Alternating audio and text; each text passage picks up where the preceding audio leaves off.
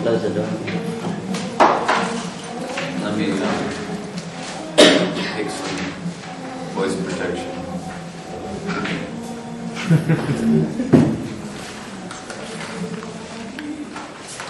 I think probably the most important thing that I would like to impress upon all of us, especially, at least this is in terms of my personal experience, and that is that the deity is a person. Krishna is actually there. Radharani is actually there. Nitai Gaura are actually there. Jagannath Baladev, Subhadra, they're actually there. No matter which deity. And so we really want to keep our, let's say, our techniques as personal as possible. On the other hand, the service to the Archa Vigraha is not exactly, it's not going to be the same exactly in every respect to the service that we would be performing in our spiritual bodies when we, by their grace, get the chance to go back home, back to Godhead, or go to the Bhoma Leelas of Krishna in the Gopi Deha or Gopa Deha, whatever, according to our natural constitutional position. There's things in the deity worship which you will obviously not take with you. But there's some basic elements. The idea of decorating Krishna is here, and the same idea of decorating Krishna is there. So it's not that the substance changes, but in certain respects the form changes. The service doesn't change in the sense that we're just pressing Krishna and that we're serving Krishna, feeding Krishna, massaging Krishna, and all these things, different personal services to Radha and Krishna. But the form, the way in which we accomplish the thing is going to change.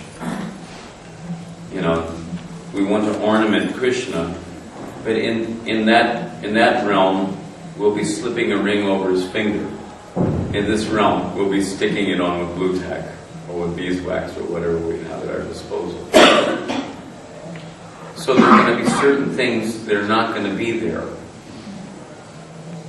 So, but we have to be practical, and also we have to take advantage of whatever Kali Yuga is offering us as facility for doing this kind of service. In spiritual world, we're not going to have Krishna strung up like a marionette, you know, with strings hanging his cloth this way and that way. But at the same time, in this world, in the context of the temple worship, when Krishna is standing on a singhasan, likely you won't see a singhasan as such. You may see some type of singhasan, a jeweled throne, as it were, in the Nikunja Yoga Pit. But you won't see a situation where there's lines running across and strings hanging down to facilitate various angles of approach.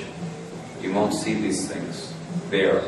But here, we have to take advantage of these facilities in order to, the most important point, is to project a mood, to somehow capture the deity's mood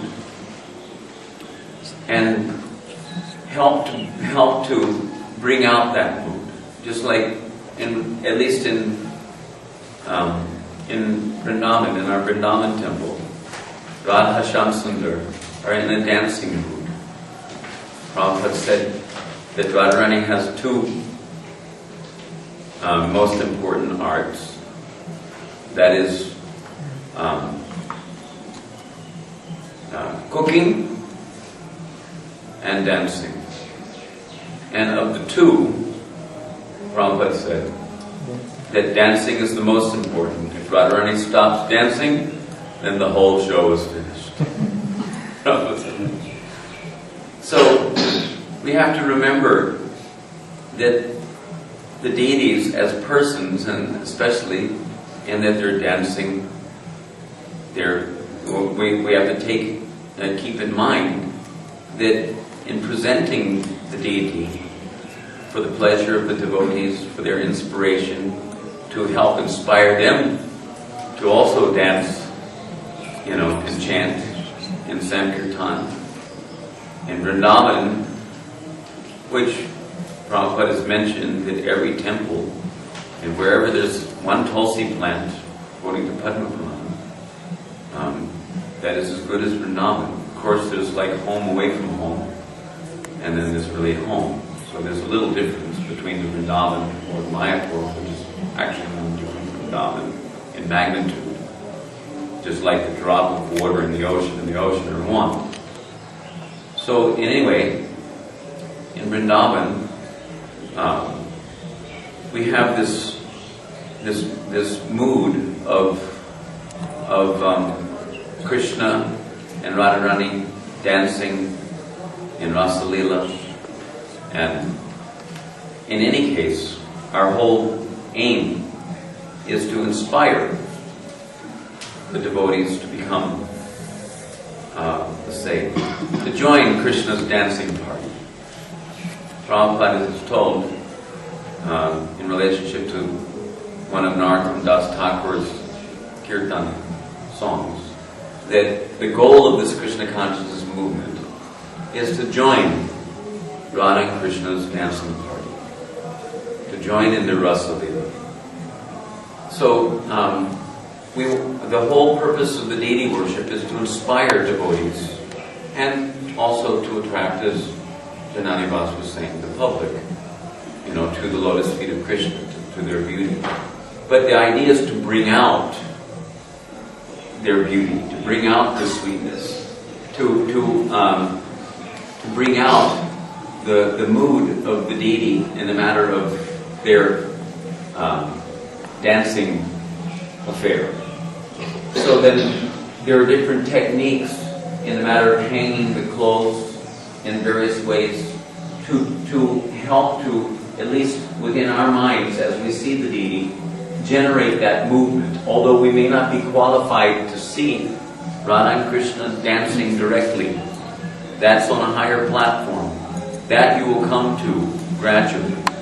And you shouldn't think that it's impossible, because it certainly is possible to see Radha and Krishna dancing, and to see and to hear Krishna speaking. It is definitely a transcendental reality which a devotee, as the devotee makes progress and as the devotee, in reciprocation to the devotee's service, the deity will naturally show mercy on the devotee. Gradually these things will happen. But until that happens, at least we want to help devotees to see movement, motion, and help. And one of the most important aspects of dressing the deity is to help to lead the viewer's eye to keep, you can say, sweet spots. The deity's face. So you don't want to dress in such a way that the eye of the viewer is distracted from the deity. You want to bring the eye of the viewer in, which means that you have to understand certain things about balance, line, color coordination, and various other aspects of the deity worship, which, or the deity dressing, which we will gradually, let's say, unfold, for your inspiration and edification required. So I think that's as much as I'm going to say at this point.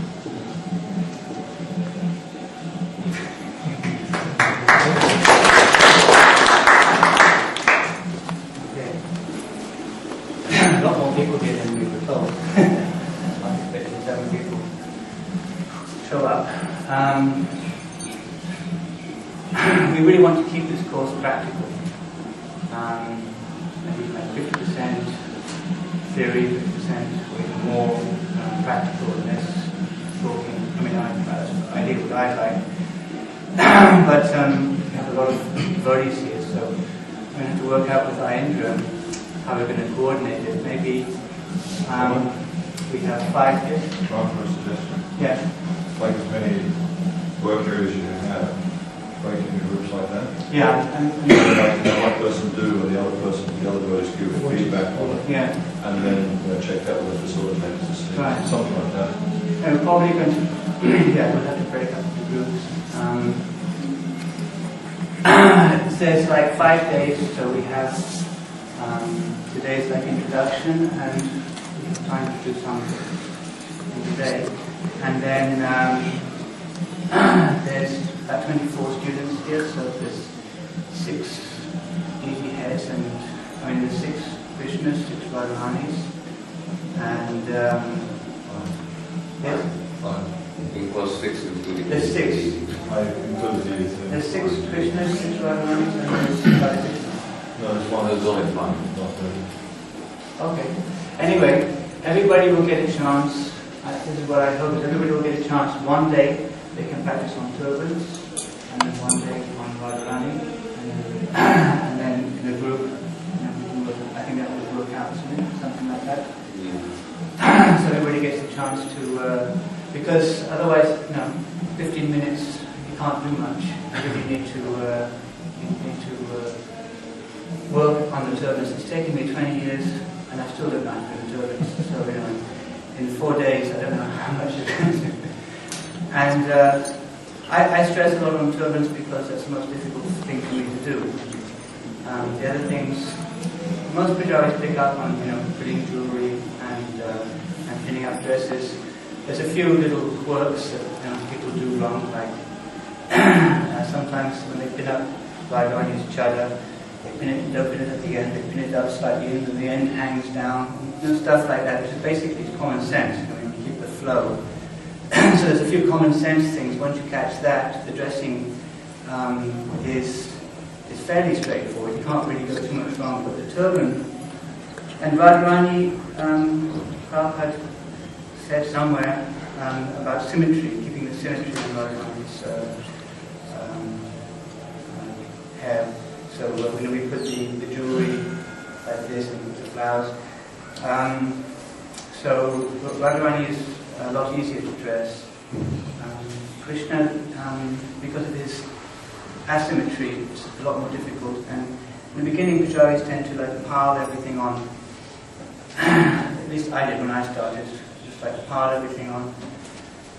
So, and it took me years and years, and then finally, Krishna gave me some intelligence how to think about dressing turbans. And even now, I'm struggling. So, but I can share that experience with you. So mainly I'm going to be focusing on, Aindra will let me, I will focus on turbans. I'll also assist with Aindra with the dressing and so on, as he wishes. And then Aindra will also show you turbans. He has a different style, we have different styles.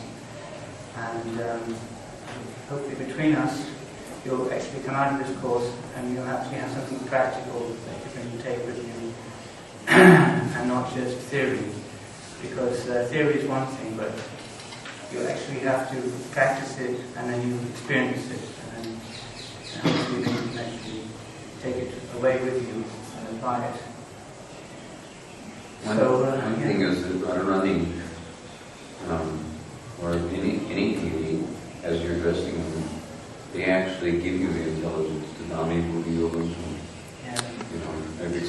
said, over the years, how I would always pray to the feet of Lalita Devi, to be able to somehow or other get the intelligence to do it nicely, and then I would approach Radha Shamsundar in Vrindavan, and amazingly, as you're doing it, new ideas come which are within the context of the realm of possibilities, and you get great inspiration, and then you have something you can share with each other. Yeah.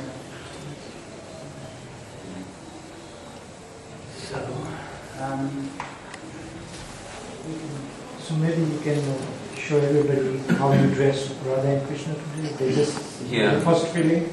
Yeah, the thing is that We have readings I want all of you to understand that I've never given a seminar before, so you'll have to bear with me because I'm not really a teacher as such. I'm just it's just like I don't really teach playing harmonium. I never had a teacher to play harmonium. I just picked it up and hashed it out and learned, on my own. So there's a difference between being a music teacher and being a kirtaniya, as such. So similarly, there's a difference between being a pujari and teaching. But we can still share whatever I know. Hopefully you may add that to your repertoire of ideas, and if it helps you, then go ahead. So we can. Unfortunately, we need, at least what I see there is that Radha and Krishna. One instruction that I can give from the very beginning is that you never see any pictures anywhere of Shamsundar wearing only pants and chadar. Either it's dhoti and chadar, or if there are pants, there's a dancing skirt also. So I don't see a dancing skirt. Here he's wearing pants and chadar. Put a sash on. Put a sash. Put a sash, but do we have any other dresses? Unfortunately, that's the only dress we have. Or do we have any other, is there any unmatched dhotis or anything? No, thank you. Because it doesn't have to be necessarily matching, at least certain. This is just what we dug out of the Mahaprasad stockpile about. Yeah. So maybe we can turn our chairs and we walk around. Yeah, okay. Let's string it down.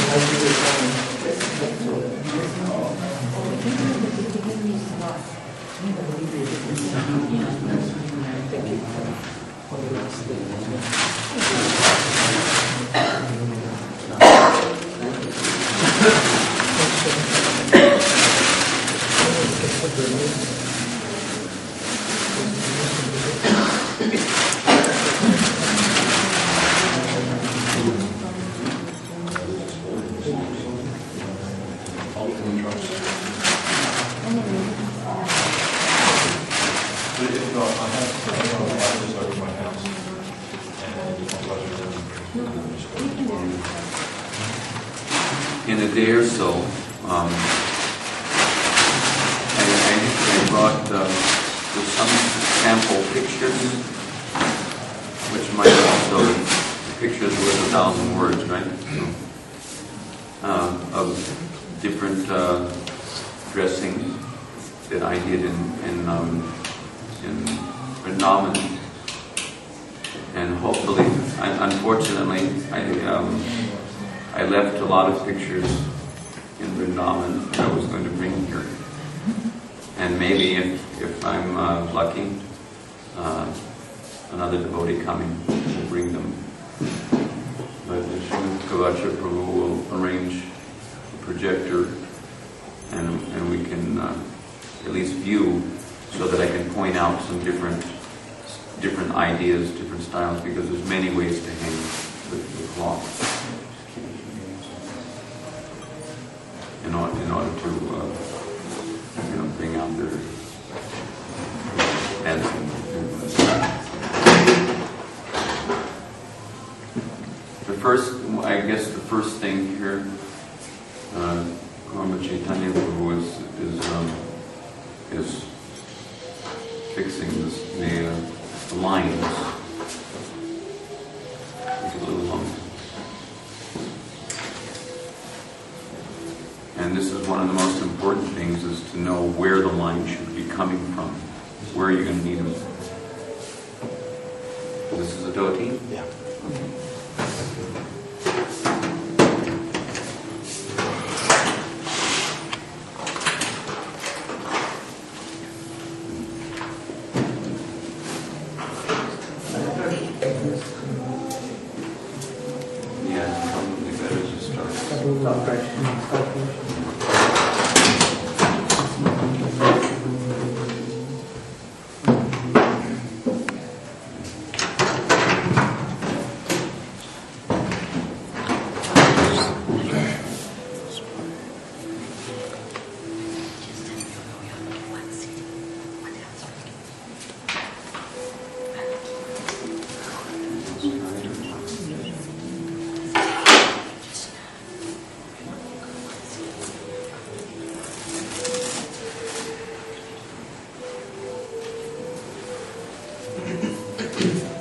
Looks sad.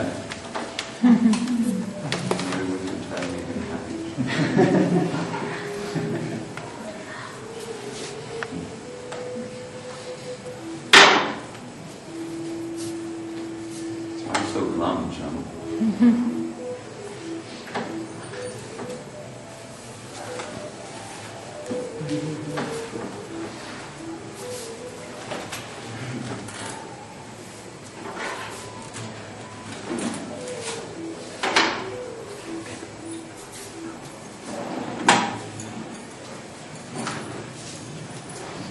You look fancier.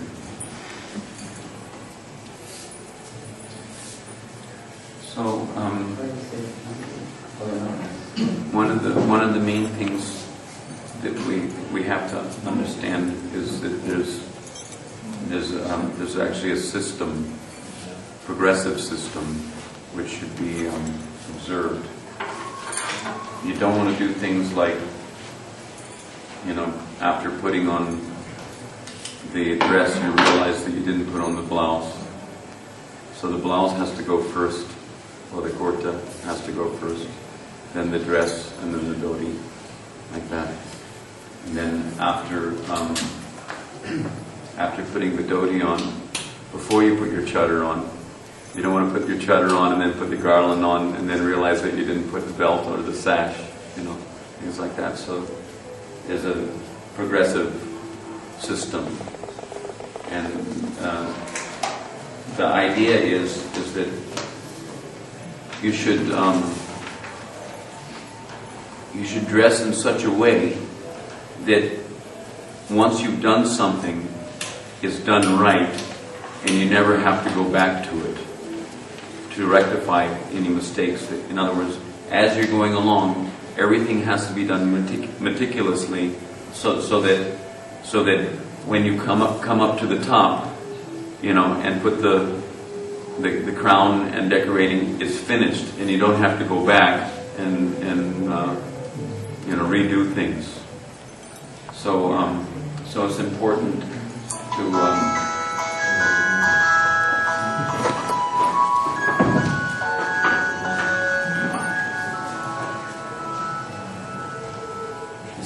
to understand that point.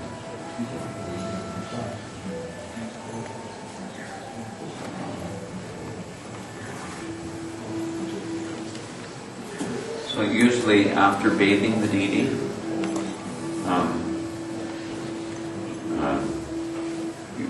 I don't don't know, do we have things like ankle bells and rings and this Yeah, and we that? do. Yeah, ankle bells. Do we have any blue tack? Yeah, everything. Okay. We have blue tack, we have pins. Okay, good. We have everything. Ankle bells.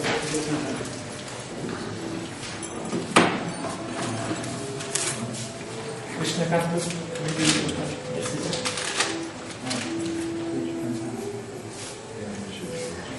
This is what you got to do with blue tack.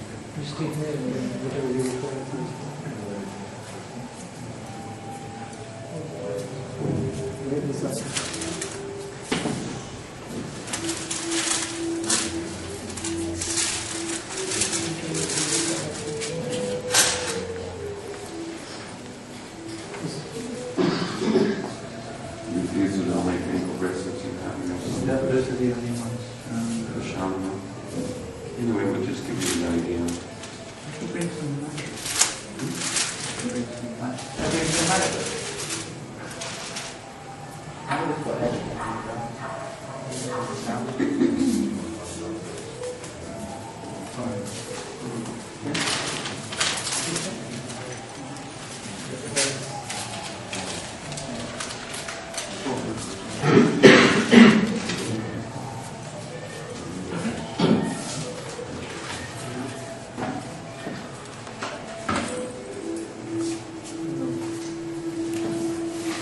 So these are simple things. They always start after bathing on the ankle belt. Oh yeah. About blue tack. The deity dressing has to be photo perfect. Okay? Because the photo doesn't lie. You know, every little mistake you make is going to come out in the photo.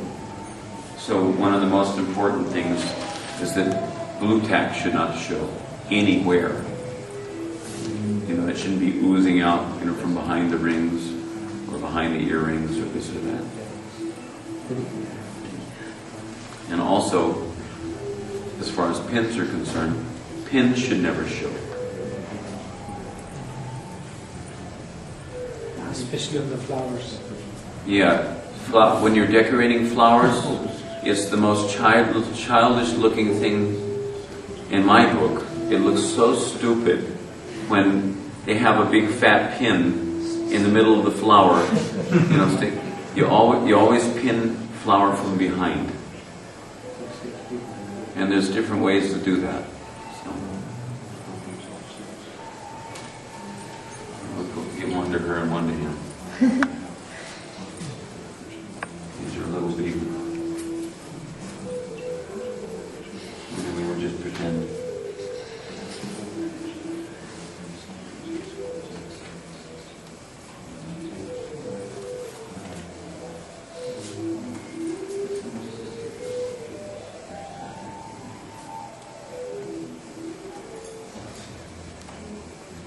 Make sure that the blue tack is on the back side. Very have the ankle bells make the measure. Very have the ankle bells make the measure. Then you don't need to do that. Yeah, right. If you know if you're if you can get them made and another nice thing that because I had some ankle bells made which look like the ankle bells you always see in the pictures. Instead of going around the ankle, it kind of comes over the foot a little. And it looks very sweet. You know, it'll hang on the ankle, but it'll come down over the foot. And it's instead of being like this, it's like in an angle, like that. It's very nice. If you have difficulty in seeing, please come in. Are you sure? I am. Please come. Just come close. Yeah, there are chairs in front. Just come over. Pull over. Closer you are, better.